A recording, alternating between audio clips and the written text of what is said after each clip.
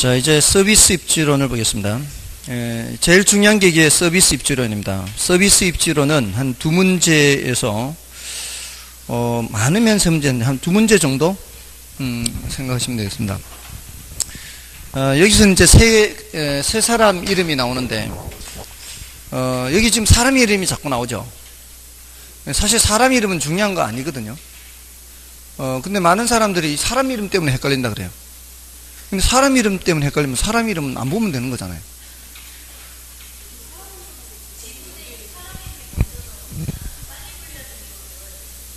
그러니까 사람 이름을 보지 말고 그냥 배부의 최소 비용이라면 최소 비용 이름만 생각하면 되잖아요.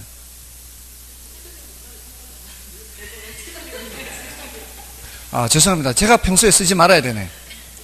처음서부터. 근데 이제 왜 그 사람 이름 많이 붙이는가 하면은 여기 이제 크리스탈러의 중심지 이론 이렇게 하거든요. 근데 중심지 이론이라는 게 이 사람 것만 있는 게 아니거든요. 그러니까 사람 이름을 붙이는 거예요. 근데 우리 수준에서는 다른 중심지 이론은 필요 없거든. 크리스탈의 중심지 이론 이렇게. 레일리의 소묘인력 법칙 이렇게. 그 다음에 허프의 확률 모형 이렇게 하죠. 그 중에서 이 둘은 중력 모형이라 그래요. 중력 모형.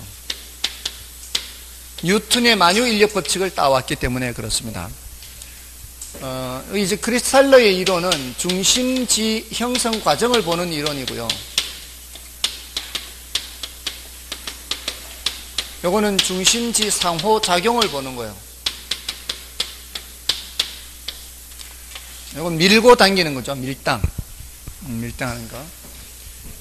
일단 크리스탈러 이론에서는 크리스탈러의 중심지 이론은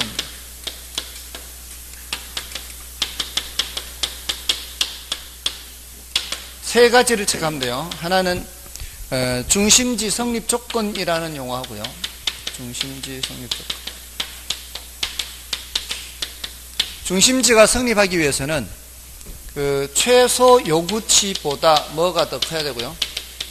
재화의 도달 범위가 더 커야 돼요.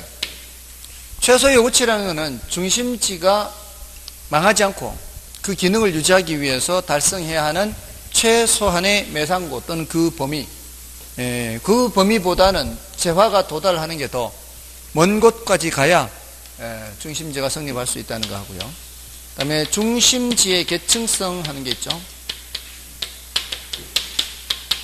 중심지의 계층성은 이 피라미드 구조를 생각하는 거예요. 저차 중심지, 중차 중심지, 고차 중심지. 위로 갈수록 중심지 개수는 어떻게? 점점 줄죠. 이게 이제 대형 할인 매장, 그 다음에 여기는 동네 큰 슈퍼, 편의점 이런 걸 생각하면 되니까 중심지 숫자는 작아지고 중심지 규모는 커지면서 중심지와 중심지 간 거리는 멀어지고 중심지 기능은 다양해지고 이런 내용들을 체크하는 거예요. 뭐 별로 어렵지 않죠. 피라미드 구조 생각하면 되니까. 그 다음에 이제 중심지 형성 과정이에요.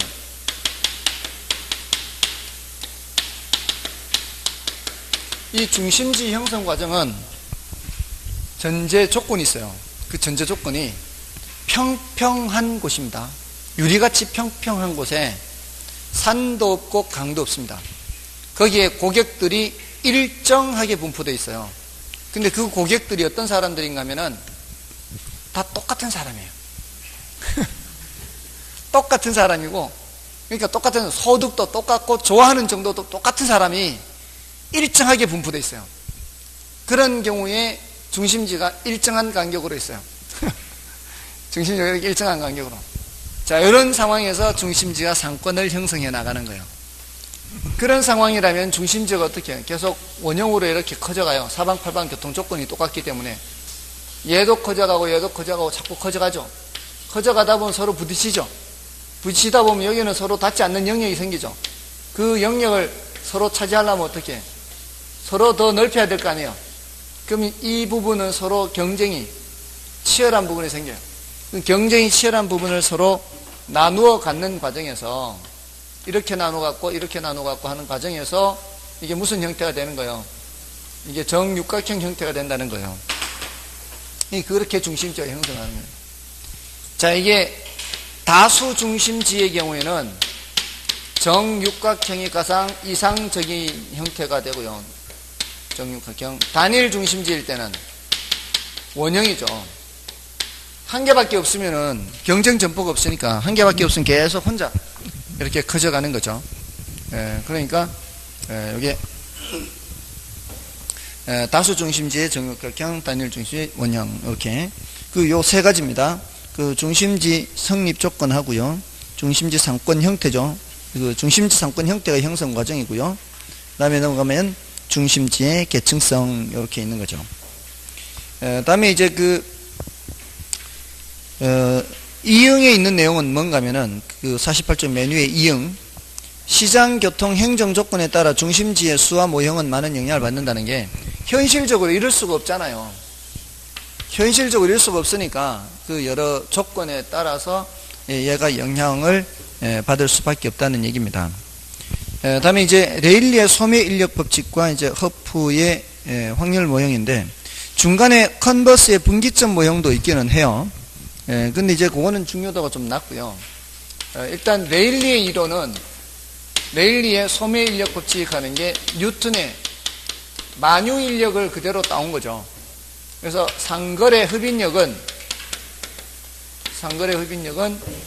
거리의 제곱에는 반비례하고 크기에는 비례한다. 이제 인구죠.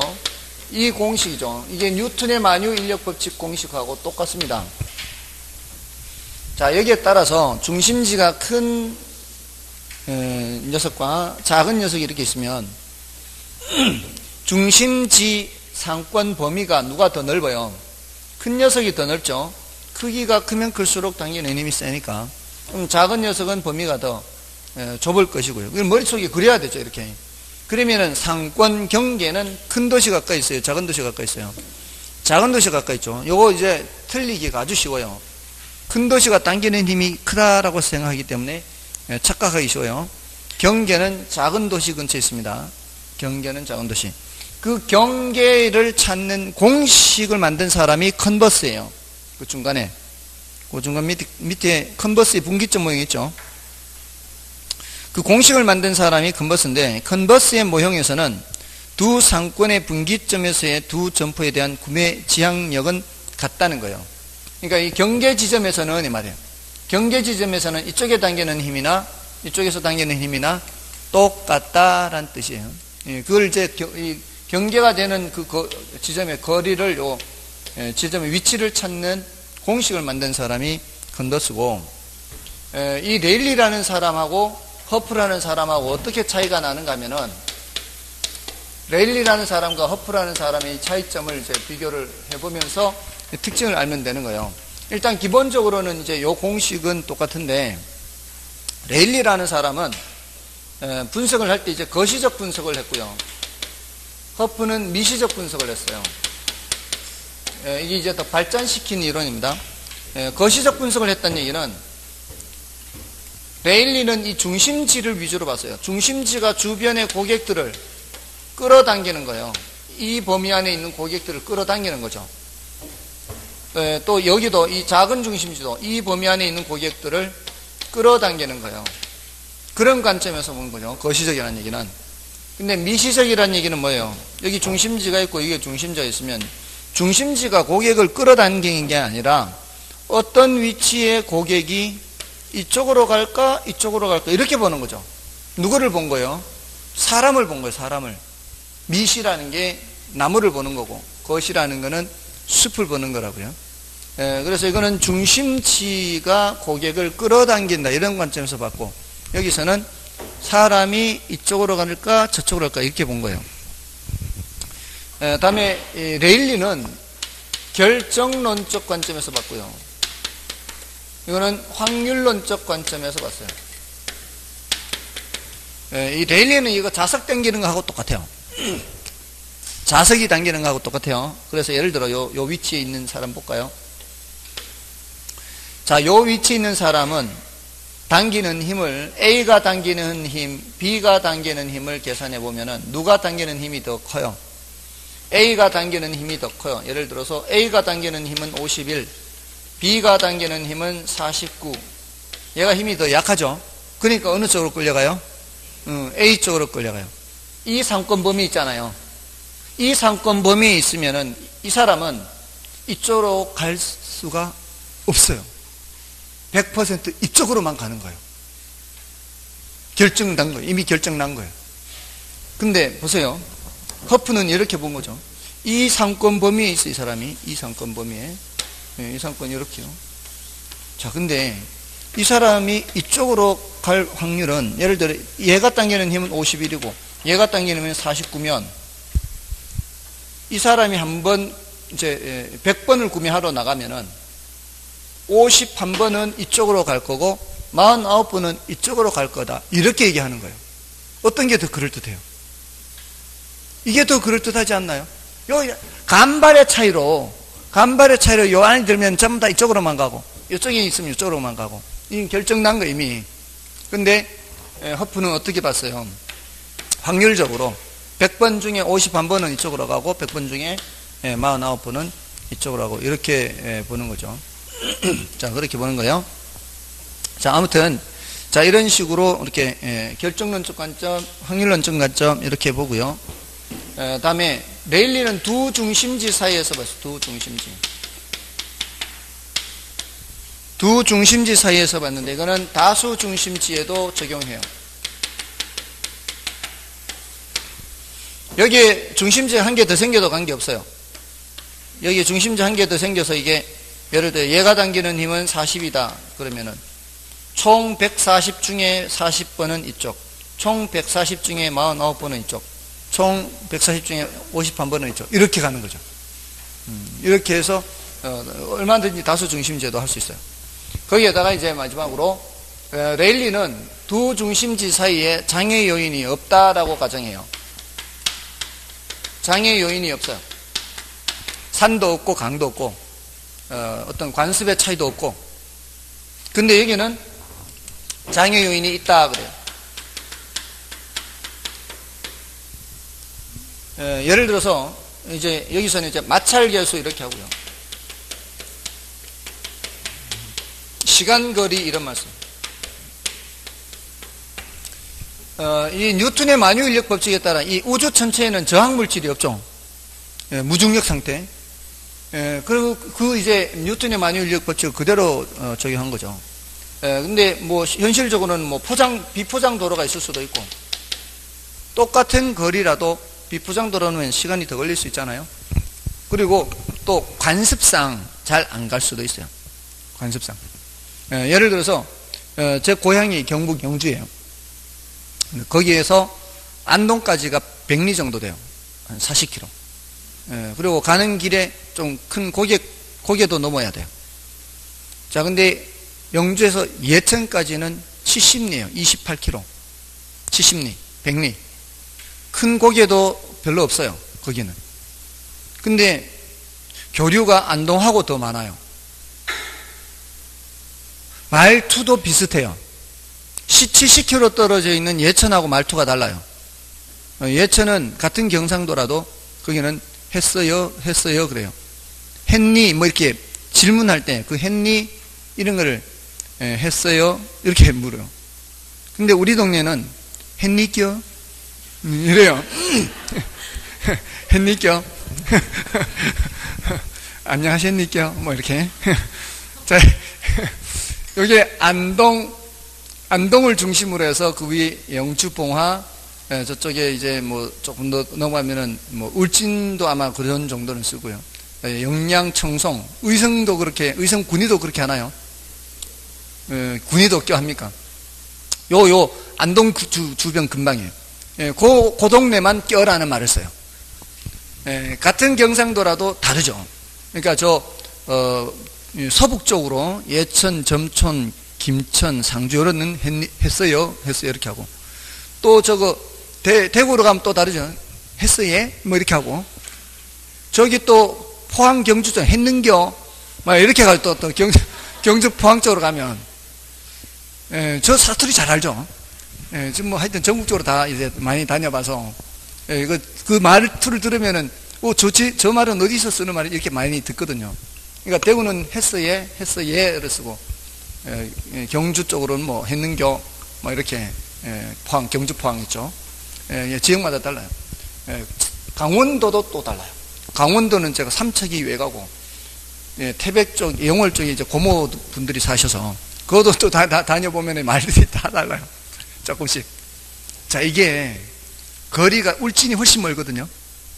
울진이 훨씬 먼데, 말은 영주하고 안동하고 비슷해요. 울진 가려면 2시간 가까이 걸려요. 근데 예천하고 달라요. 그러니까 이런 거는 관습이죠, 관습. 관습이나 어떤 사회적인 어떤 그런 것 때문에도 반드시 가깝다고 해서 더 가는 건 아니거든요. 근데 레일리는 그런 걸 고려해요, 안 해요? 레일리는 그런 걸 고려 안 해. 근데 허프는 그런 거를 고려한다고요. 훨씬 발전시킨 이론이죠.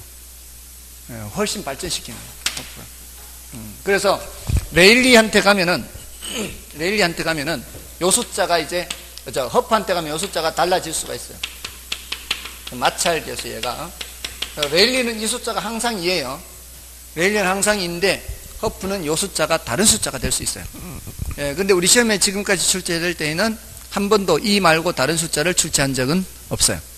자, 여기 이제 차이점입니다. 자, 내용은 이제 설명은 다 드렸으니까 내용은 여러분들이 확인만 하시면 되겠고요. 다음에 49쪽의 점포의 종류에서는 공간 균배 원리에 따른 입지응별 점포에서 집집 국산 전선편 이렇게 하면 돼요. 집집 국산 전선편. 집심성 점포에서는 중심이 키워드예요.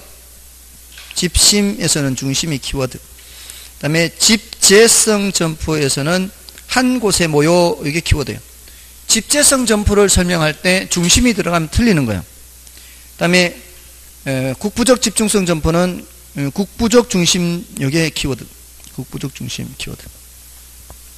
그다음에 산재성 점포는 분산 입지 이게 키워드가 되는 거죠.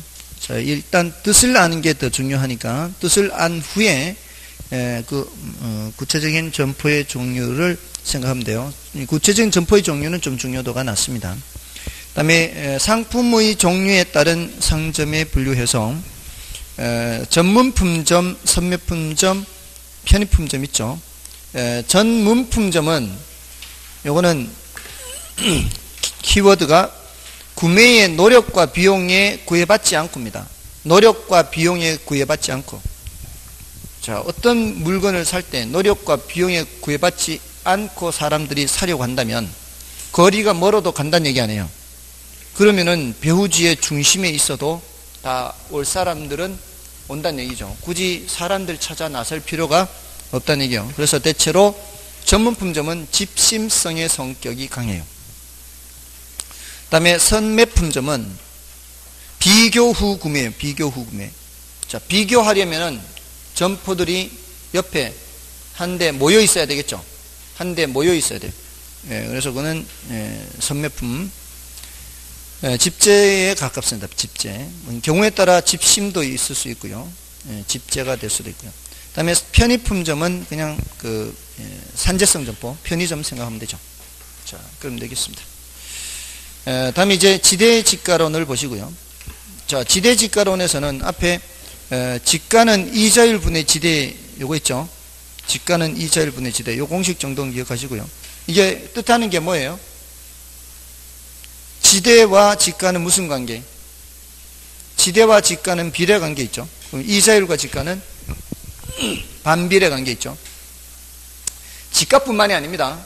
이자율이 올라가면 토지 가격뿐만이 아니라 부동산 가격 자체가 내려간다 이렇게 보시면 돼요.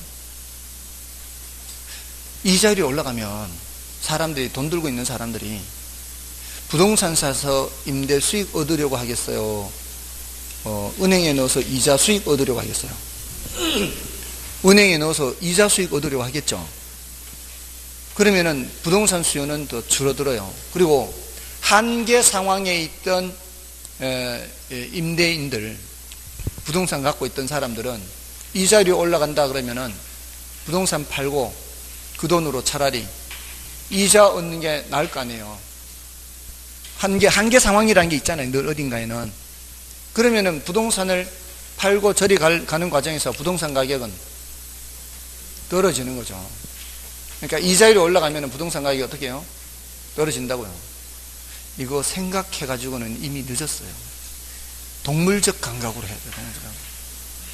이 자리에 올라간다면 부동산 가격은 떨어진다. 이게 동물적 감각이 돼. 재테크를 하려면 이게 기본이 돼 있어야 돼. 그럼 반대로 이자율이 내려가면 부동산 가격은 올라간다.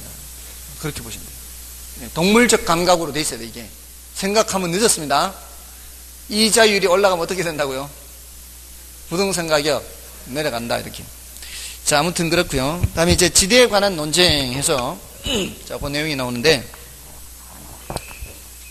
지대에 관한 논쟁은 고전학파와 신고전학파 사이에서 지대의 성격에 대한 것을 얘기한 거예요. 고전학파는 지대를 볼 때 뭐라고 보고요? 그 지대 성격 보세요. 고전학파. 지대 성격에서 잉여라고 봤죠. 잉여. 고전학파는 잉여라고 봤어요. 어떤 의미에서 잉여인가 하면은, 고전학파는 농업생산인 측면에서 주로 봤어요. 농업생산. 그 중에서도 이제 어떻게 받는가 하면은, 고전학파는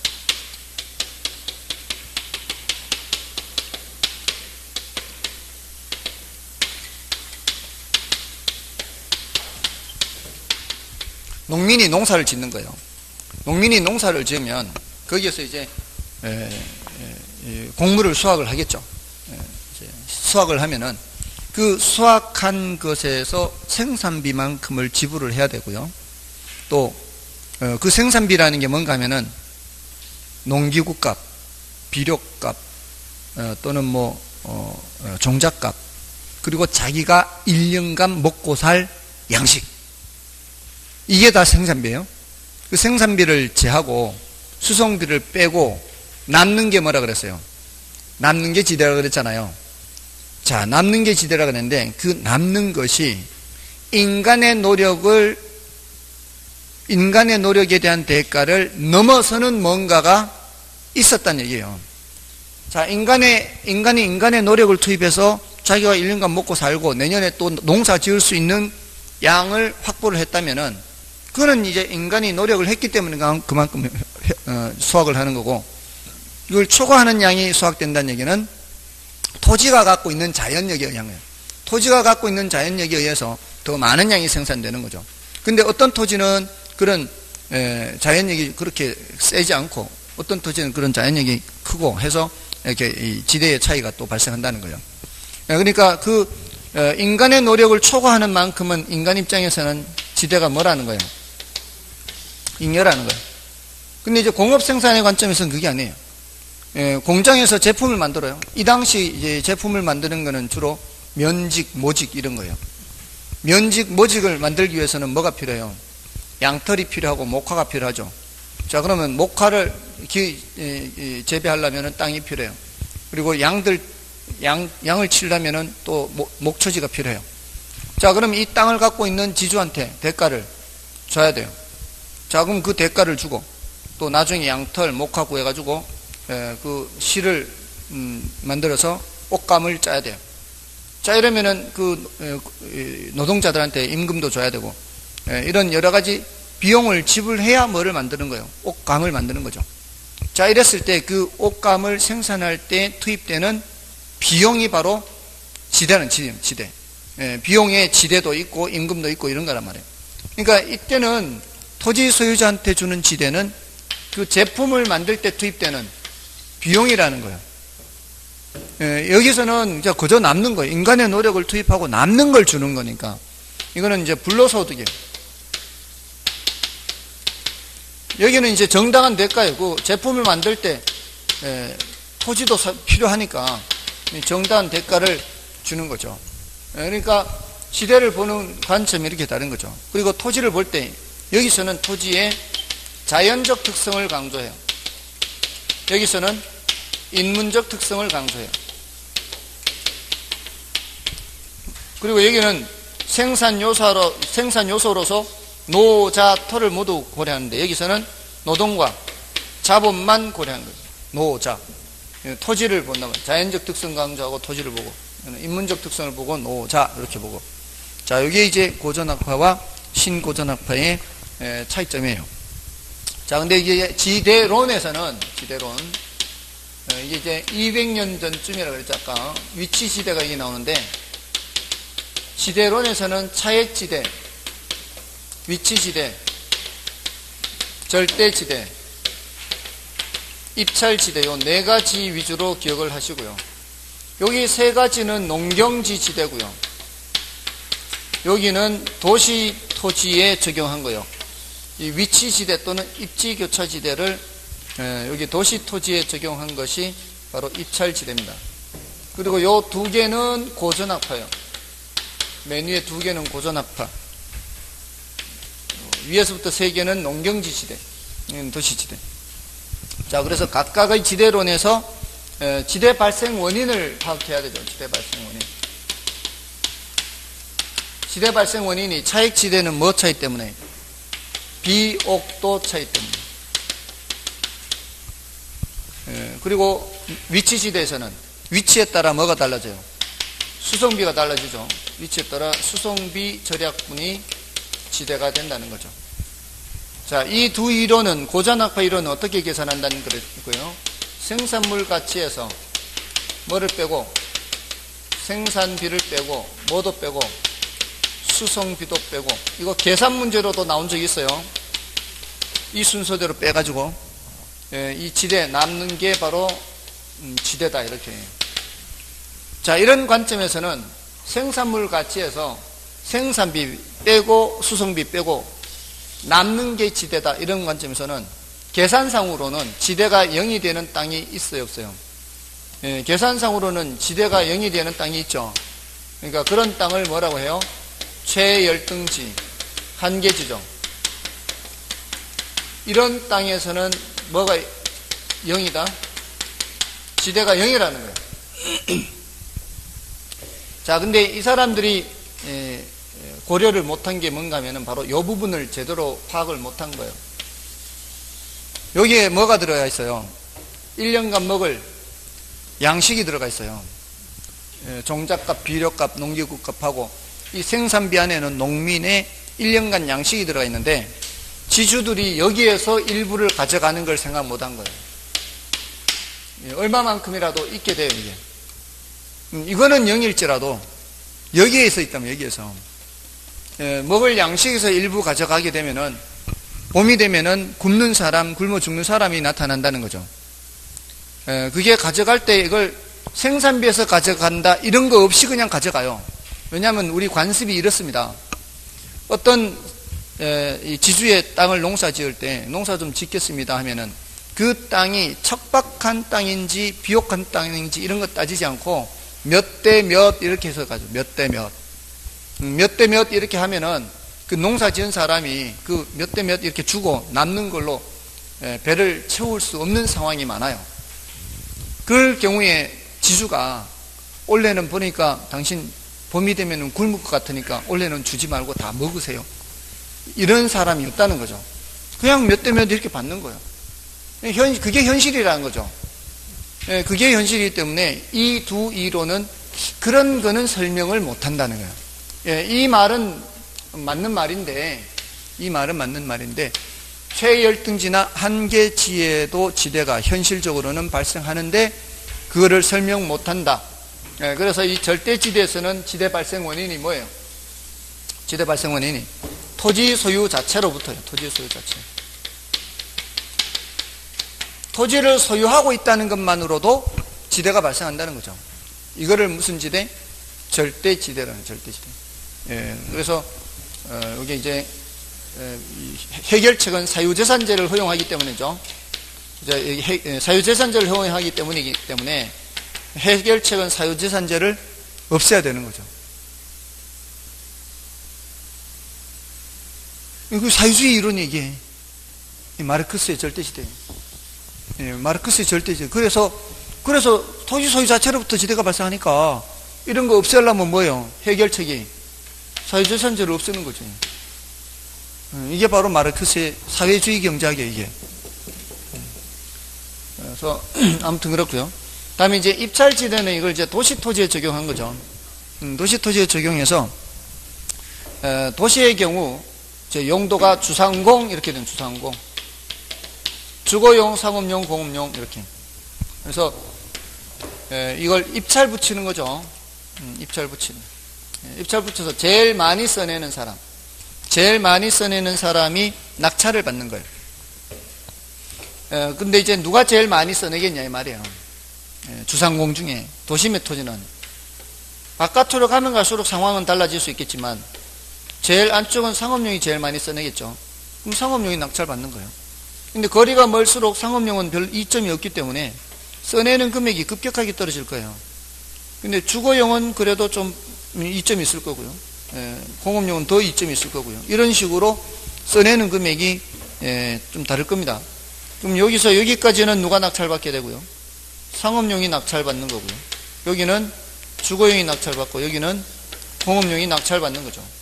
그래서 도시의 업종이 세 가지밖에 없으면 이렇게 그 세 가지로 나누면은 도시 전체의 입찰지대 곡선은 꺾인 세 선분으로 되어 있을 거예요.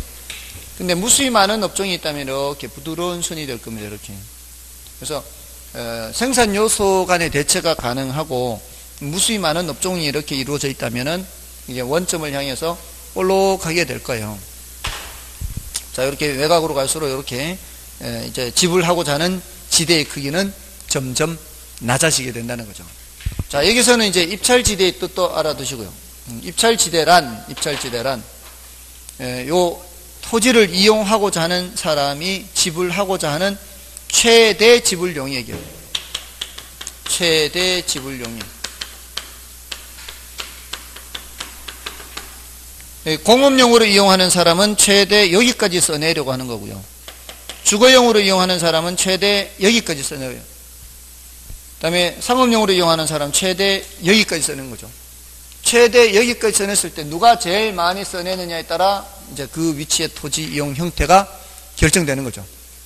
지대 지불 능력에 따라서 토지 이용 형태가 결정되는 거예요. 요 구간에서는 누가 제일 많이 써내는 거예요? 요 구간에서는 주거용이 제일 많이 써내는 거죠.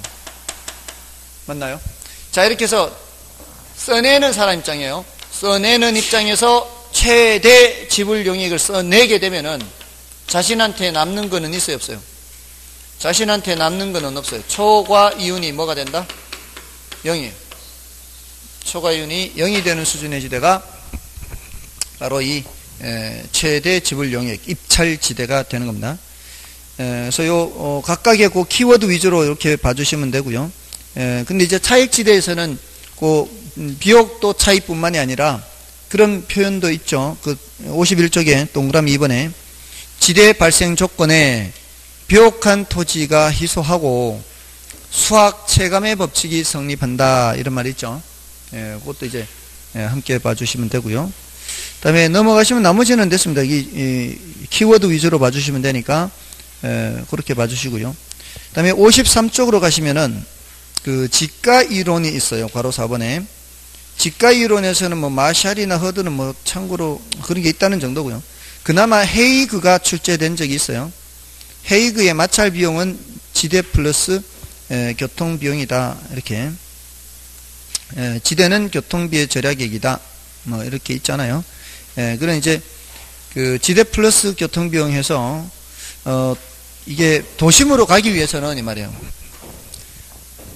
외곽에서 도심으로 가기 위해서는 마찰 비용이 발생할 수밖에 없다는 거예요. 마찰 비용. 거리가 멀면은 지대는 낮겠죠. 지대는 낮지만 뭐가 많이 발생해요? 교통비가 많이 발생하죠. 그러니까 교통비와 지대 이렇게 돼 있는데 그럼 가까이 가면 가까이 갈수록 뭐는 줄일 수 있어요? 교통비는 줄일 수 있겠죠. 그렇지만 뭐가 커져요? 지대가 커지죠. 그러니까 어느 정도의 마찰 비용은 발생할 수밖에 없어요. 아무튼 이런 개념이고, 그다음에 밑에 이제 도시 지대와 생산 요소의 대체성이라는 표현을 좀 봐보겠습니다. 그 생산 요소의 대체성이라는 것은 어떤 생산 요소에서 다른 생산 요소로 대체를 할 수 있느냐 없느냐 이걸 보는 거거든요. 어떤 생산 요소에서 다른 생산 요소로 대체하기가 쉬우면 생산 요소의 대체성이 높다. 어려우면 생산 요소의 대체성이 낮다. 이렇게 얘기하거든요. 근데 그 생산 요소에는 뭐가 있나요? 노, 자, 토 이렇게. 노동, 자본, 토지 이렇게 있어요. 우리는 어떤 사회에 살고 있어요? 자본주의 사회에 살고 있죠. 자본주의 사회에서는 자본이라는 생산 요소가 대빵이에요. 자본이 축적이 되면은 노동을 대체하거나 토지를 대체하게 됩니다. 자본이 축적되면은 노동이나 토지를 대체한다고요. 노동 대신에 자본이 자리를 차지한다고요. 이게 뭔 소리냐? 원시 사회에도 자본은 축적됐거든요. 원시 사회에서도 자본은 축적돼요. 근데 그게 자본주의가 아닌 것이지. 자본주의에서는 자본 축적이 오로지 지상 목적이에요. 대부분 자본을 축적하기 위해서 애를 쓴다고요. 자, 근데 원시 사회도 어떻게 자본이 축적이 되는가 하면 이런 거예요. 원시 수렵인이 8시간을 낚시를 해서 하루를 먹고 살아요. 하루 먹고 살려면은 8시간을 낚시를 해야 돼요. 낚시는 효율이 좀 떨어지죠. 8시간을 낚시해서 매일매일 먹고 살고 1시간 동안 그물코를 만들어요. 매일매일 1시간 동안. 자, 이렇게 해서 1년이 지났어요. 드디어 그물이 완성이 됐어요. 이제 그물 던져서 1시간만 해도 먹고 살아요. 그날 먹을 수 있어요. 자, 이게 바로 자본이 축적된 거예요. 매일매일 그물코 만들었죠. 매일매일 그물코를 만들어서 이걸 그물을 만들었죠. 그물이 뭐예요? 도구죠, 도구. 이 도구가 바로 자본이 축적된 거예요. 자본이 축적되면은 그 다음엔 노동을 대체하는 거예요. 이 자본으로 노동 7시간을 대체한 거죠. 맞나요? 엄청난 겁니다, 이게. 사실 우리도 모두 다 자본을 축적하기 위해서 많이 애쓰지 않습니까? 그날 벌어 그날 먹고 살면 힘들죠. 자본이 축적이 안 되면은 핸드 투 마우스라고 그러죠. 그냥 손에 들어오자마자 바로 입으로 들어가야 돼. 축적하는 게 없어요. 그러니까 좀 노동을 조금 더 해서 자본을 축적을 해야, 그래야 나중에 내가 노동을 하지 않고서도 먹고 살 수 있는 거 아니에요. 젊을수록 빨리 그거를 해야 되는 거죠. 축적을 해놔야, 저는 젊지도 않은데 축적이 안 됐어요. 축적을 해놔야, 자본이 축적되면 뭐를 대체한다고요?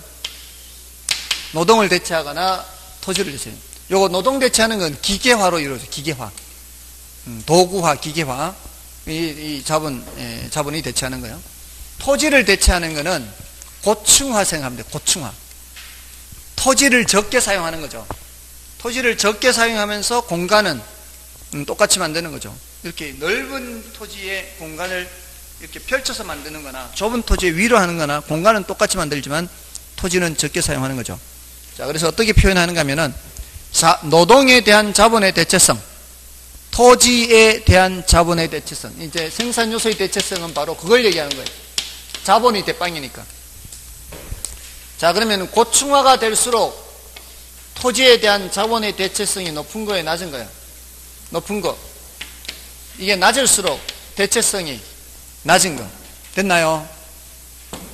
토지에 대한 자본의 대체성이 낮은 거, 토지에 대한 자본의 대체성이 높은 거. 됐죠? 도심으로 갈수록 토지에 대한 자본의 대체성이 높고, 외곽으로 갈수록 토지에 대한 자본의 대체성이 낮고, 3차 산업으로 갈수록 토지에 대한 자본의 대체성이 높고, 1차 산업으로 갈수록 토지에 대한 자본의 대체성이 낮고. 자, 그런 자본의 대체성이에요.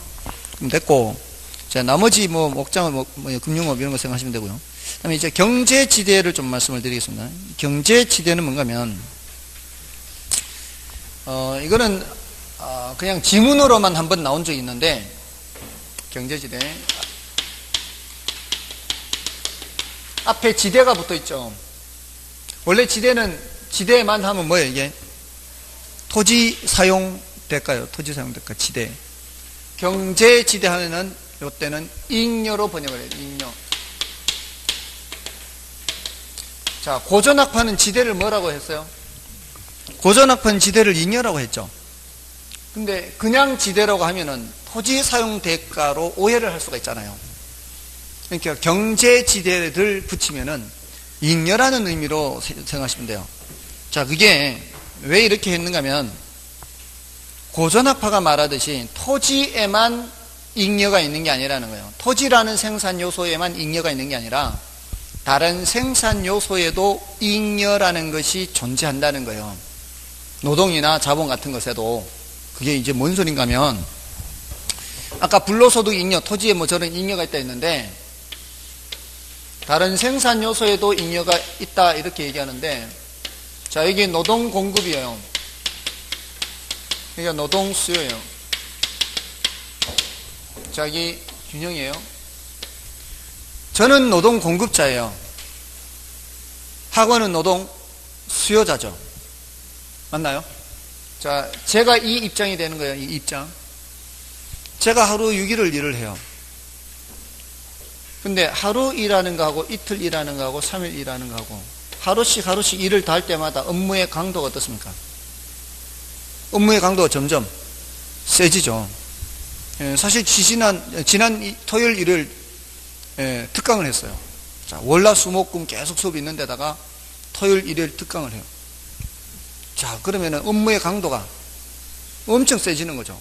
근데 그 특강을 하는데 들어오는 수입이 평소에 매일매일 하는 수입 정도밖에 안 들어온다면 굳이 그 특강을 안 하죠. 지금 매일매일 그냥 버는 걸로 하루 일당으로 환산을 했을 때 어느 정도를 번다면 토요일 일요일 하루 일을 해봐야 그 정도밖에 못 벌면 업무의 강도는 세지는데 그걸 굳이 하려고 하겠어요? 어떤 학원에서 하루 더 일해주세요 하면은 업무의 강도가 훨씬 더 세지니까 돈을 더 주지 않으면은 안 가는 거죠. 그러니까 하루 일할 때의 강도, 이틀 일할 때가 추가적으로 하루 일할 때마다 강도가 점점 세진다고요.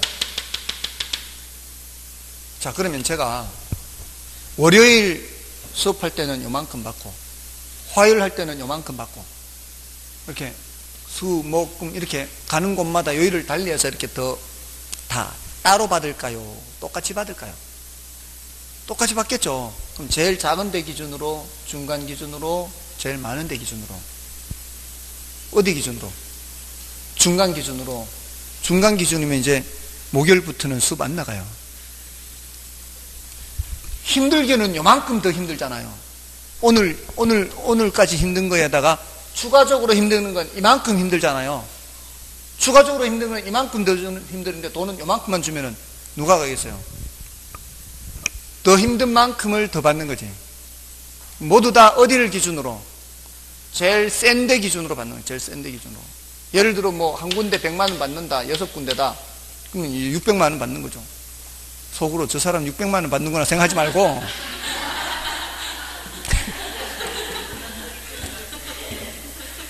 받기는 얼마 받고 100 곱하기 6 이렇게 받는데 제가 S는 총합은 얼마예요? S는 총합은 이 빗금친 부분이라고요. S는 총합은 빗금친 부분이에요. 근데 이 부분은 뭐예요? 저한테는 남는 거죠. 제가 S는 총합은 이만큼이기 때문에 사실은 그래요. 비밀이에요. 저한테 요만큼만 줘도 저는 여기 있을 거예요.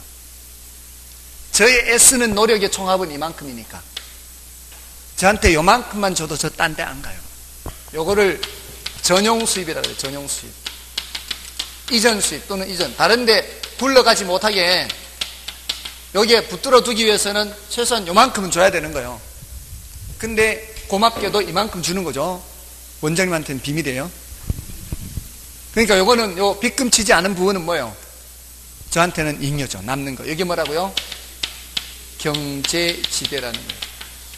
자, 이게 토지라는 생산 요소에만 잉여가 있는 게 아니라 이 노동이라는 생산 요소에도 잉여가 있다는 거예요. 근데 재미있는 거는 자, 이게 공급곡선이 가팔라 볼까요? 이게 가팔라 보세요.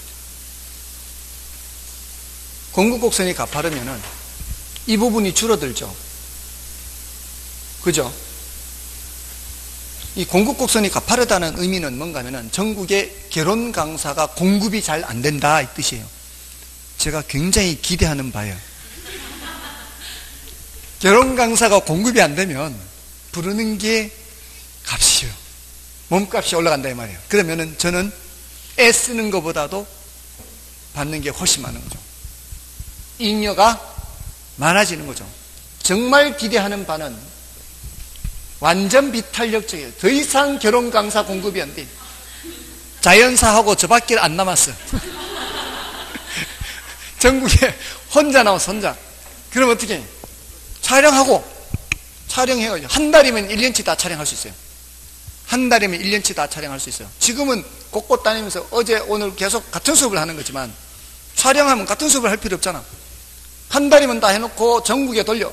그럼 지금까지 전국의 결혼 강사가 버는 수입을 혼자 독식을 하는 거죠. 그리고 11개월 동안 노는 거지. 전부 다가 뭐인 거예요? 전부 다가 인이에요. 완전 비탄력적일 땐 전부 다가 인이에요. 근데 고전학파는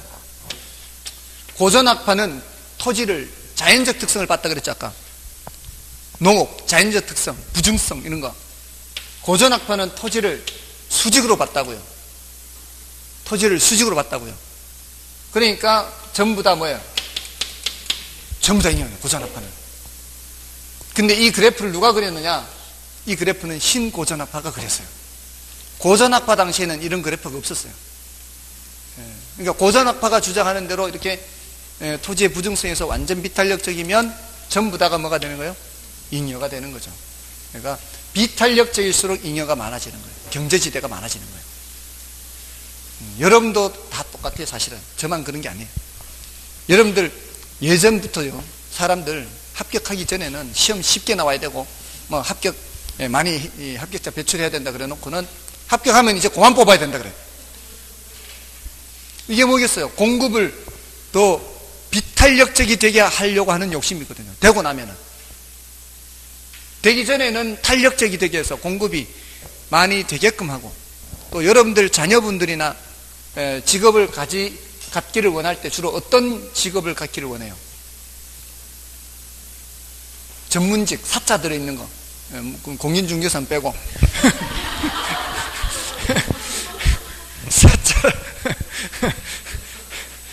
사자 들어있는 직업들이 대체로 의사, 변호사, 변리사 이런 직업들이 공급이 잘 안 돼요. 되기가 어렵다고. 굉장히 비탄력적인 직업군이에요. 비탄력적인 직업군은 잉여가 많다고요. 또 뭐가 있어요? 스포츠 스타, 연예인, 아이돌. 이런 아이돌 그룹이 한 달에 하나씩 나온다고 생각해 보세요. 몸값이 그렇게 높을란가? 그런 아이돌 그룹은 뭐 몇 년에 한 번 나올까 말까 하니까 몸값이 높은 거죠. 비탄력적일수록 잉여가 높아지는 거예요. 재밌죠? 저는 재밌는데 여러분 별 재미없는가 봐요. 경제학자들이 이런 걸 다 이렇게 이 연구해서 이렇게 한 거라니까요. 이게 토지라는 생산 요소에만 잉여가 있는 게 아니라 다른 생산 요소, 노동이라는 생산 요소에도 분명히 이런 잉여가 있고, 사람들이 그런 잉여를 얻으려고 애를 그렇게 또 쓰고 자기만 독식하기 위해서 이 밥그릇 싸움 한다 그러잖아요. 뭐 의사, 약사, 뭐 한의사 싸움하고 이런 게 전부 다 이 잉여를 키우게 하려고 하는 욕심들이요 다. 그죠?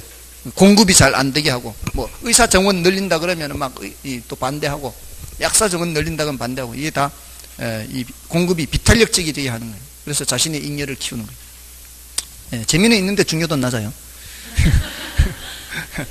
한 번 정도는 말씀을 드리는 겁니다. 다음에 이제 도시공간 구조론이 나오죠. 마지막 도시공간 구조론은, 이거는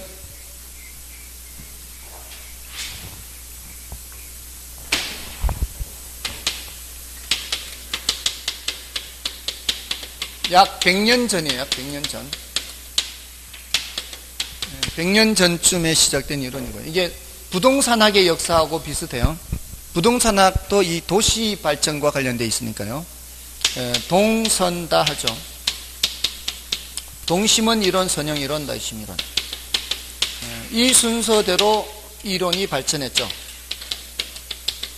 이 순서대로 이렇게 이론이 발전했습니다. 가장 먼저 나온 이론이 동심원 이론이죠.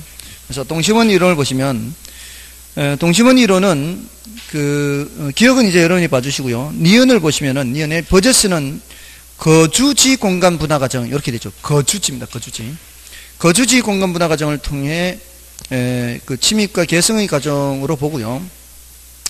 그 과정을 침입과 개성, 그리고 도시가 성장함에 따라 동심원상으로 그 공간 구조가 확대되어 나간다고 보았고요. 동심원 이론은 TNN의 농촌 토지 이용 구조를 도시 토지 이용 구조에 적용시킨 겁니다. 그러니까 이 TNN의 농촌 토지 이용 구조가 바로 위치지대론을 말하는 거예요. 그 위치지대에서 농업 입지도 나오고요. 그 집약농업, 저방농업, 그리고 이 위치지대론이 여기에도 영향 미치죠. 도시 공간 구조에도 영향 미치고, 위치지대론이 입찰지대에도 아까 영향 미친다 그랬죠. 이 TNN의 이론이 굉장히 많이 영향을 미쳤습니다. 다음에 동심원 지대에서 1지대, 2지대, 3지대고 순서 기억해야 되죠. 제일 안쪽이 중심 업무지구, 그 다음이 천의지대, 그 다음에 저소득 주거지대, 중상층 주거지대, 통근자지대, 이렇게 순서대로 있습니다. 저소득층 주거지대가 도심 근처에 있죠. 더 안쪽에 있죠, 안쪽에. 중상층 주거지대나 통근자지대보다 더 안쪽에 있죠. 그쪽이 일자리를 구한다거나 이런 것들이 더 쉬울 수 있기 때문에 그렇습니다. 주거 환경은 더 좋은 곳이에요, 안 좋은 곳이에요? 주거 환경은 더 안 좋은 곳입니다. 다음에 내용에 보시면 도시의 성장 구조를 설명하는 가장 오래된 실증적 모형이고요. 그리고 도시는 그 중심지에서 동심원상으로 확대되어 성장하며 중심지에서 멀어질수록 접근성, 지대 및 인구 밀도가 낮아지는 반면 범죄, 인구이동, 그다음에 빈곤 및 질병 등 도시 문제가 적어지는 경향을 보이죠. 그 실증적 모형이라는 얘기는 실제 도시를 연구했기 때문에 그렇습니다. 시카고라는 실제 도시를 연구해서 실증적 모형이다라고 하는 겁니다. 그다음에 이제 선형 이론에서는 그것도 이제 밑에 니은을 보시면 호이트는 도심으로부터 교통축을 따라 이렇게 하고 있죠. 교통축이 키워드예요. 교통축을 따라 접근성이 달라지며 그 결과 지가가 달라진다고 보았기 때문에 주택지대의 구조는 교통망의 축을 따라 확장되어 원을 변형한 모양인 선형, 부채꼴 모양으로 도시가 성장한다고 했습니다. 그 내용을 보시면 주거지역은 사회적 지위에 따라, 그 사회적 지위가 뭐예요? 소득 수준이 높냐 낮냐 이걸 따지는 겁니다. 사회적 지위. 소득 수준이 높냐 낮냐, 사회적 지위에 따라 분리된 주거 집단을 형성하게 되고, 주택 가격의 지불 능력이 도시 주거 공간의 유형을 결정하는 가장 중요한 요인. 주택 가격 지불 능력이라는 게 이제 소득 수준에 따라 이 소리죠. 소득 수준에 따라 도시 주거 공간 유형이 달라진다는 거죠. 그래서 니은에 보시면 상류층이 거주하는 고급 주택은 접근성이 양호한 교통망의 축에 가까이 입지하고, 중급주택은 고급주택의 인근에 입지하는 것이 보통이며, 저급주택은 최고급 수준 주택의 반대편에 입지합니다. 이건 뭘 의미하는가 하면은 주거 분리를 의미하는 거죠. 주거 분리. 그래서 디귿에 제조업 지역과 저소득 지역은 보완적으로 입지 이렇게 되죠. 보완적으로 입지의 의미가 뭐예요? 함께 입지, 함께. 보완적으로 입지가. 우리 왜 보완제 하잖아요. 보완제라는 게 뭐예요? 함께 사용하는 재화잖아요. 그래서 그 보완적으로 입지하는 이유가 뭐겠어요? 그 제조업 지역에 일하는 근로자들이 어디에 살겠어요? 그 주변에 살겠죠. 그리고 고소득 지역과 제조업 지역은 상반된 지역이 되겠죠.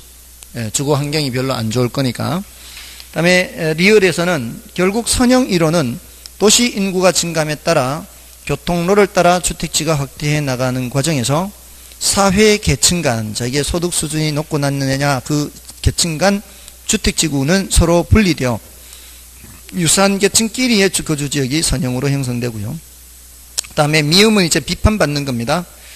선형 이론은 주거지 입지 결정과 변화를 설명함에 있어서 고소득층의 고급주택지를 지나치게 강조한 이론이다, 이런 비판을 받습니다. 자, 이 동심원 이론과 선형 이론은 모두 다 핵이 한 개밖에 없죠. 근데 이제 현대 대도시는 이제 다핵심 이론으로 이제 설명을 하죠. 그래서 요거는 니은의 둘째 줄 맨 끝에 보시면은 몇 개의 분리된 핵이 점진적으로 통합됨에 따라 전체적인 도시 구조가 형성된다, 이렇게 했죠. 이제 몇 개의 분리된 핵이 점진적으로 통합되는 거죠. 그러면서 이제 여러 개 핵인데, 그 핵의 성립 요인 4가지를 기억을 해야 됩니다. 특정 입지와 시설을 필요로 하는 특정 산업. 특정 입지가 키워드죠. 특정 입지를 필요로 하는 산업이 있어요. 특정 입지, 위치. 다음에 니은은 유사업종 간의 집중지향성. 맨 끝에 보면은 이 유사업종이 동종업종이잖아요. 동종업종은 집중지향. 그 다음에 디귿에는 서로 다른 업종은 이종업종이잖아요. 이종업종은 맨 끝에 분산지향성. 그러니까 집중지향성, 분산지향성. 이렇게 기억하면 되죠. 특정 입지, 그 다음에 집중지향, 분산지향. 그 다음 마지막은 지대지불능력. 지대지불능력. 뭐 네 가지예요. 그러니까 특정 입지, 집중지향, 분산지향, 지대지불능력. 특정 입지를 필요로 하는 경우, 그 다음에 동종업종은 집중지향, 이종업종은 분산지향, 지대지불능력의 차이에 따라서 어떤 업종은 도심에, 어떤 업종은 외곽에 이렇게 자리를 잡게 됩니다. 자, 그렇게 기억하시고요. 밑에 이제 표는 정리가 되어 있는 거니까 여러분이 보시고요. 좀 쉬고 이제 마지막 시간은 감정평가론 들어가도록 하겠습니다.